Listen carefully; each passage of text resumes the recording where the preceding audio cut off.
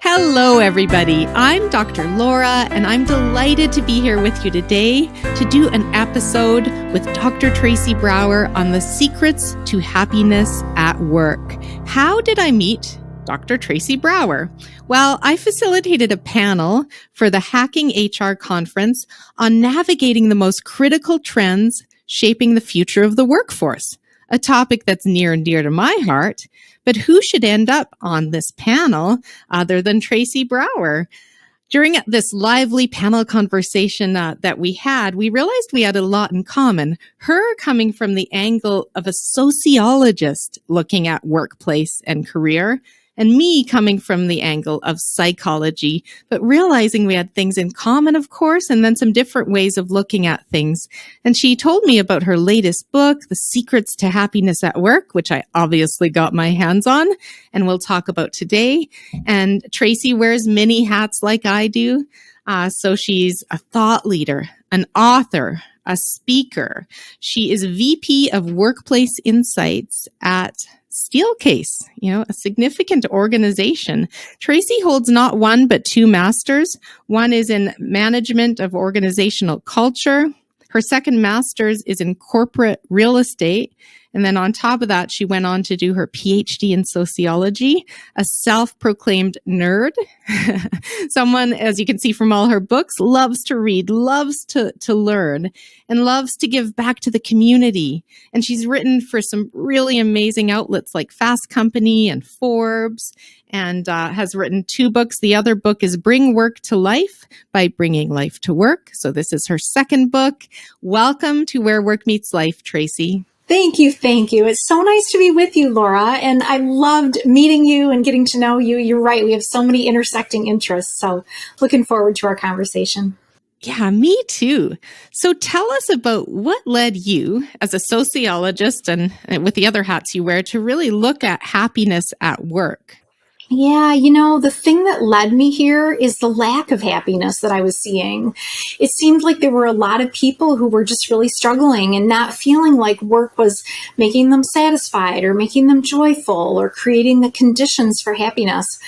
And I was looking at sort of the role of work and how it's such an important part of our lives. And so those are the things that made me start to really research more, investigate more, and get curious about work and life and the way happiness is important to both of those.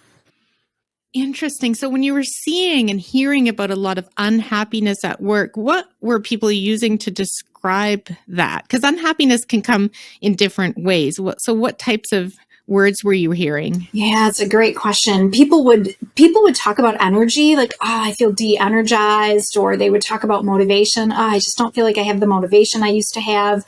They would talk about disconnects with colleagues. I just don't love my colleagues, or I'm just not loving my leader right now. Sometimes they would talk about that their voice didn't count enough. Sometimes they would talk about not feeling like they were being tapped as much as they could be in terms of their skills and talents and capabilities. So to your point, that discontent came out in a number of different ways. Interesting. Yeah. And I see the same sorts of themes, unfulfilled, unhappy, frustrated, stressed, etc. Which is why I think this book has come out at a really important time in the world as we've been coming off the pandemic and dealing with the great reevaluation, the great resignation. So The Secrets to Happiness at Work. Tell us about this recently published book and why did you write it? Yeah, I wrote it to empower us and to inspire us. I think a lot of times we think that we have to wait for the conditions to be just right for happiness to happen, and when things are right outside of us, then we shall be happy. But really, there is so much that we can influence in our environment. There's so much that we can influence in terms of our thinking, in terms of our relationships, in terms of the choices that we make. And so that was a really big impetus, was how do we reset? How do we re-energize? How do we empower ourselves toward creating the conditions for happiness on our own? I love that. And I think what you've done here, and it's interesting about this book, it's very easy to digest. and it's full of beautiful visuals. So within it, there's color visuals throughout. So you don't usually see a book like this these days. So what led you to produce such beautiful images within your book? Yeah, that was the publisher. They had such a vision for how we could demonstrate joy. And the thing that I loved as we were selecting images and talking about the vision for how it would come together is there's all different kinds of work and all different kinds of workers, not just white collar, not just blue collar, not just pink collar. There's just a really great variety. Because I deeply, deeply believe that all work has dignity.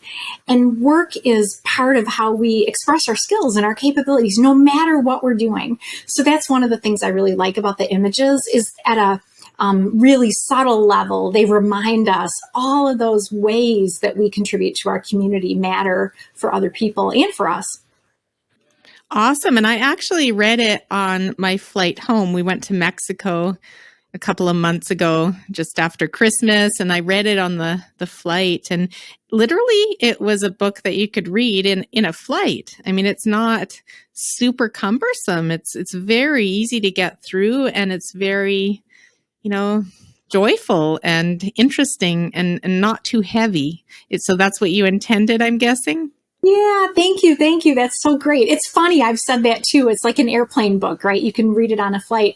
The publisher likes to say it's sort of like a TED Talk in book form. It's short, it's accessible, it's concise, but still has, the ideas and the insights and the research, I think, that really brings substance. Yeah, it definitely is research and evidence-based, but not too heavy. Very practical, very, bite-sized nuggets in how you can go about choosing purpose, choosing relationships, growth, success, etc. at work, in whatever work you do.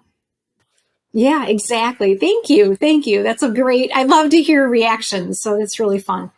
Yeah, no, I like reading things that are, just not too heavy, where you feel like, am I ever going to get through this book? Right. Each chapter is like its own marathon, whereas your book is just like a little sprint. Maybe that's why I like the game of squash. I can run anywhere, but it's close by. I can sprint to that end of the court. Exactly. Or some of the books you read and you think, I really know I need to read this, but it's a little like eating your vegetables, right? It's not like eating dessert. It's like eating vegetables. Yours is like a really nice dessert, like cream puffs drizzled in chocolate, light, but not fluffy, like really good quality cream. The French cream. Excellent. I'm so glad to hear that. You're making me hungry. What was your biggest learning or surprise from writing this book? I think my biggest surprise actually was the incredible amount of research on happiness. Like one of the things that we hear is, oh, happiness is fluffy. And, any good business leader will say, yeah, but let's talk about something that really matters. And there is incredible amount of research on happiness, on joy, on the extent to which happiness drives and significantly influences physical health, mental health, cognitive capability, and so many other elements of our life in terms of spillover and business benefits, right? When people are happier, they tend to be better at achieving their goals. They tend to be better at performing. They tend to be more likely to stick with their organization. They tend to be actually more energized toward their colleagues. So there are lots of really great business benefits.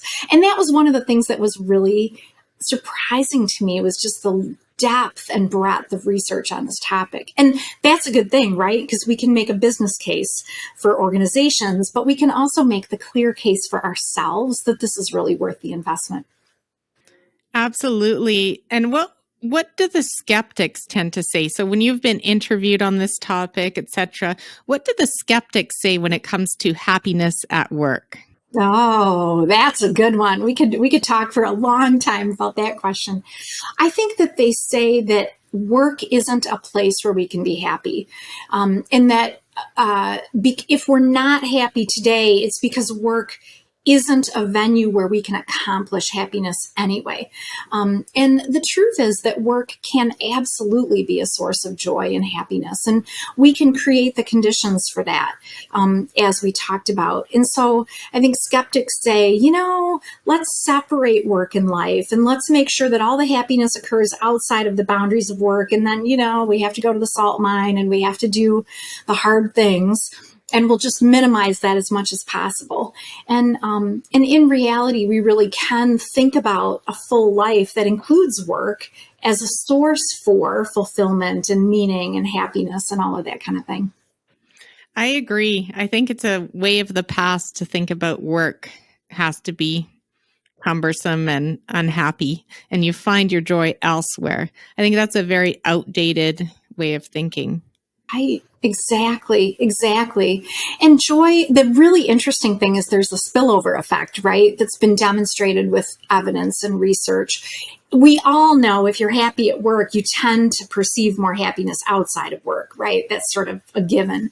But the opposite is also true, that if you're happier outside of work, you love your volunteering, you love your thing that you do with the community, you love your time with your family or your friends, you'll tend to actually perceive greater happiness within work as well. So we can think about expanding the boundaries. Work is part of a full life, and we can think about creating happiness in lots of different ways that spill over into the other parts of our life.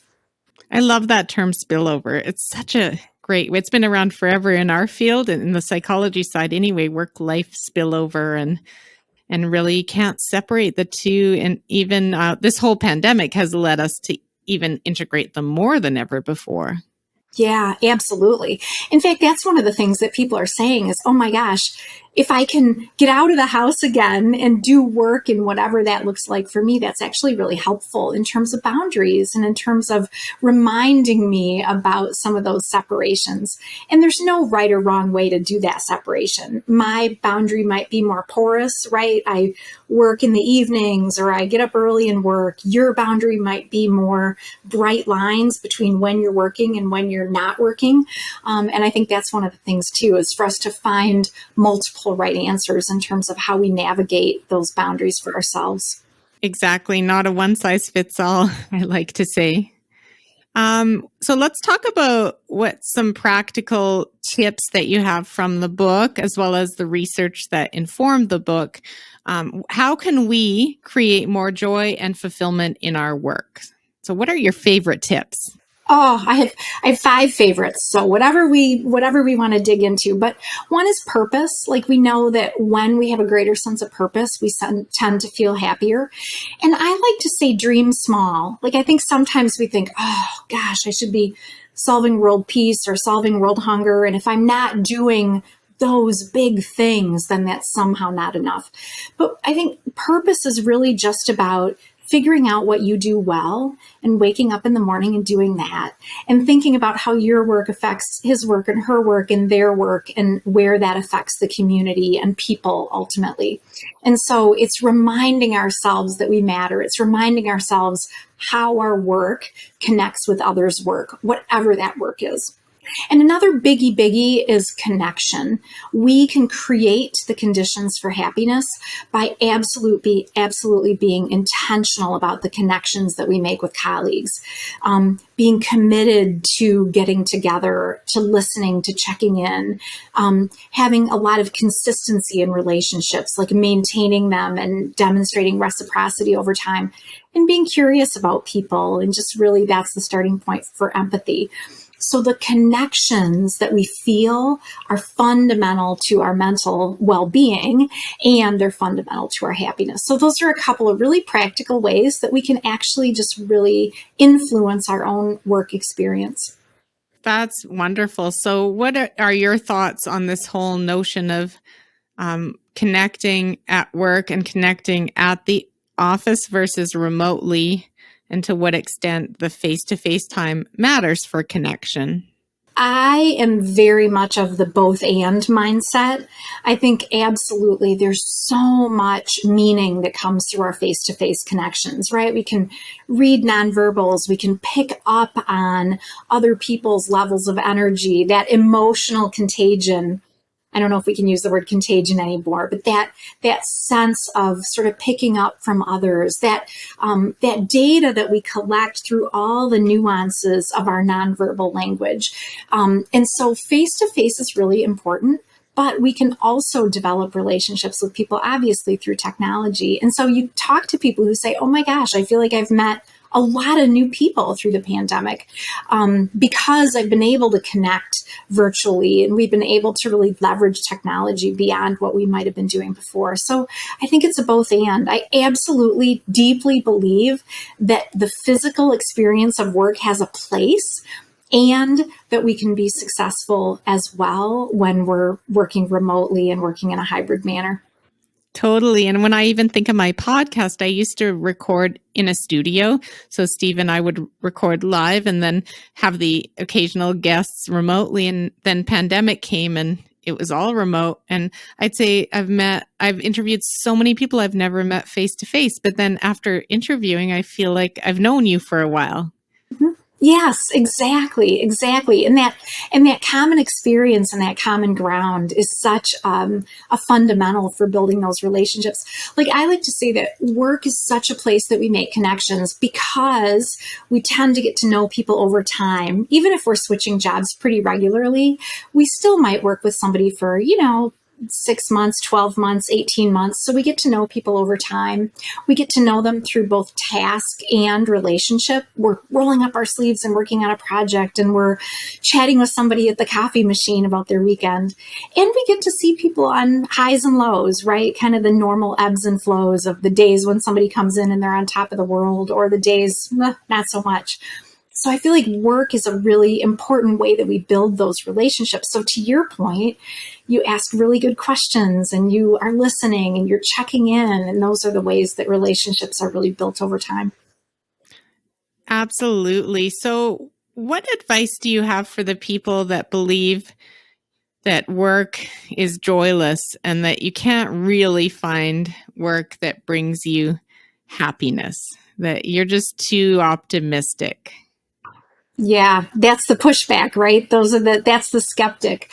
I think that what we need to do is really kind of take control of our mindset and believe that our work matters and remind ourselves how much our work matters. I think we can absolutely be intentional about the connections that we create. The other thing we can do in terms of creating the conditions for happiness at work is looking for opportunities to grow, to learn, to stretch. When we're doing things that challenge us, it's extraordinarily correlated with happiness. And so when we find the thing that just doesn't work quite right in what we're doing, and we seek to solve that problem or fix it or make it better, or when we raise our hand and say, oh, I'd love to help with that initiative, or gee, I can contribute some ideas on that project. Those growth opportunities are another really, really good way that we can enhance our happiness. And so for the skeptic who says, my work will never be joyful, there are things that are outside of our control, but there are absolutely things that we can remind us are inside of our control as well. And I think we need to really sort of empower ourselves to influence some of those things. Absolutely. And a trend that I notice is more money doesn't correlate strongly with more happiness, unless it's enough money that you're having your needs met. Of course, you need that baseline, but after a certain amount of money, it doesn't lead to more happiness. Have you explored that very much? Yes, absolutely. There's so much evidence for this and research on it as well. Just like you said, there's a threshold, and you need that threshold so you can put food on the table and a roof over your head. Absolutely. And we need to be compensated commensurate with the value that we're bringing, right? Like compensation is a way that organizations value people, and we need to be paid fairly. But money doesn't buy happiness. And beyond a certain point, your happiness won't scale with your paycheck. Interestingly, there's some research too on how you spend your money. And if you spend your money on things, you will actually be less likely to develop a sense of happiness as a result. If you spend your money on experiences, you're much more likely to feel happy as a result because they tend to lock into your memory. Experiences are often things we're doing with other people. And so there's the connection piece of it and the community piece of it. And so how we spend our money and whether we need money are absolutely important in that happiness discussion. I heard a great analogy one time, back to our food analogies. There's a great analogy that your paycheck is like a really, really great dinner. Like you go out for dinner on a Friday night and you leave the restaurant and you're like, oh, that was so good. I never need to eat again. That was the most delicious dinner ever. But by Saturday afternoon, you're ready for lunch. And a paycheck is like that, right? Like it's gonna reach that threshold, but it's not necessarily going to amp you to a point of fulfillment, happiness, true joy. That comes from people and things like the things that we've been talking about, as well as things like gratitude and performance. Mm-hmm. Well put. So in this world that's full of challenge, uncertainty, polarization, whether in your country, in the US, we know there's a lot of that. There's a lot of violence. How can cultivating happiness at work help human beings stay resilient and even hopeful during these like ongoing difficult times? Yeah, there's so much difficulty right now. The thing that I think is so important is that the number one way that we learn is through watching other people, listening to other people, experiencing other people. So each of us have a greater influence than we might even realize. So when we bring our best, we're not going to be happy all the time. It's not always bonbons and butterflies. There will be ebbs and flows. But when we bring our best, when we seek to be hopeful, when we seek to be optimistic, that actually influences the community really significantly. The other thing that I like to remind myself about is that bonding, one of the primary ways that we bond is through going through hard times together. So instead of all of the difficulty separating us, we can remind ourselves of our common goals. We can remind ourselves of the things that matter to us. We can remind ourselves of the things that bring us together. And those can be really helpful as well. And I think the other answer to your question is within the question is when we're happier, we tend to be more resilient. We tend to be able to bounce back, bounce forward. We tend to take learning from difficult situations. And we all know about post-traumatic stress disorder. And actually, we can think about post-traumatic growth, which is actually a thing where we go through really, really hard times and we're able to remind ourselves of our own capabilities, of who we can really rely on, of what our real priorities are. So we can use difficult times to pull ourselves out, to influence others, and to move forward in a positive way. I think that's really well put. And I think for some of us, not all, but for some of us, the pandemic was a post-traumatic growth opportunity. And we're seeing that with all the career transitions going on, I think. And hey, do I really want to do this when I grow up at age 40 or whatever age you are? Do I want to keep doing this another 25 years? Maybe not. Yes, exactly. It causes us to reevaluate and rethink and gives us a catalyst to say, what might I do differently? How might I think differently about my relationship to my work or my relationship to my people? That's a great point. So obviously, looking behind you, there's a lot of books going on. I know that you get out there, you speak, you're interviewed, you're involved with all kinds of publications. So this might be a tough question, but what is one book and one podcast that you would recommend for people looking to continue to cultivate more happiness and joy in their work and careers? Those are great questions. I mean, it's gonna sound contrived, but I like your podcast. I really do. I really love the focus on work meeting life and how those come together and how each is kind of its own catalyst for the other, reinforcer of the other. The other thing that I really, really like are books about health and well-being. There's a wonderful new book I just read called Spark, which talks about the research basis for exercise and movement and how it contributes to our happiness, which I just think is brilliant. And there are so many good books on belonging and on friendship. I'm just reading one right now by Robin Dunbar called Friends. It came out, I think, 2021, and it's just brilliant. It talks about the importance of connection, the importance of networks, the ways that we really influence our friendships with others. And so those, I think, are really, really great ways of looking at happiness and evidence-based ideas for how we can build happiness for ourselves. Awesome. And it's so funny you mentioned Spark. That was the other book I had on that Mexico trip. And yours and his, because he is in talks about being on my podcast as well. Wonderful. Oh my gosh. He is amazing. It's such an amazing read.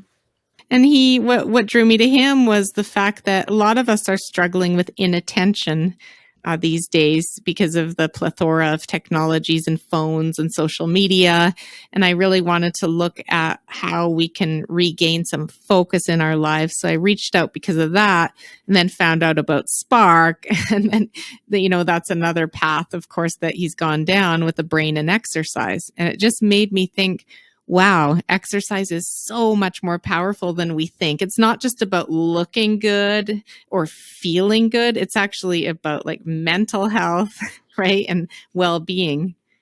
Yes, the research is incredible in terms of its effects on not just your endorphins and not just your physical health, but your cognitive health and your ability to work through depression and anxiety, the way that it connects us. It's really, really incredible. And there's so much about how your brain really thrives on movement and thrives on actually the stretch. We talked about that. That's so correlated with happiness, stretching, trying something new.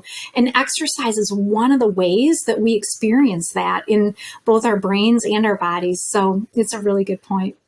Yeah, absolutely. We're so in sync. That's so we think alike, right? Sociology, psychology, it's it's all about the human being, right? Individuals and groups, basically.